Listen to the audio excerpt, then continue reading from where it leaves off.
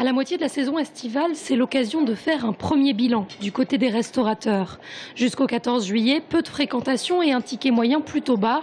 Mais la fin du mois a été plus rentable avec l'arrivée des touristes étrangers.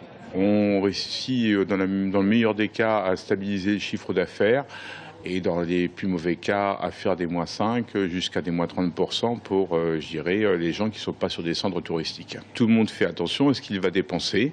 Alors il y a divers facteurs, la crise économique où le budget est un petit peu, restreint par rapport à tout ça.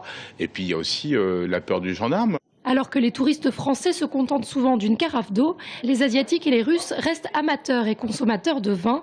Mais l'alcool n'est pas la seule source d'économie au restaurant.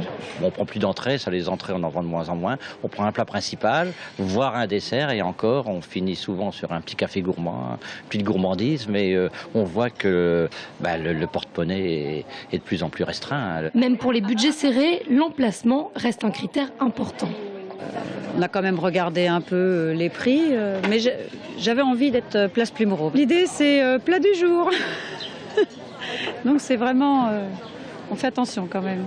Résultat, alors que le ticket moyen d'un Français tourne autour de 20 à 25 euros, celui d'un Asiatique est plus proche de 35 euros.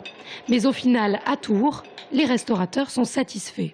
Pas plus, pas moins que les autres années. Je suis équivalent des belles années, parce que nous, ça fait 12 ans, donc on peut considérer que c'est une année, une bonne année. Non, ça a été un bon mois de juillet, on a fait pas mal de monde. En août, généralement, la fréquentation est importante, mais le ticket moyen inférieur à celui de juillet. Et un critère reste essentiel, la météo.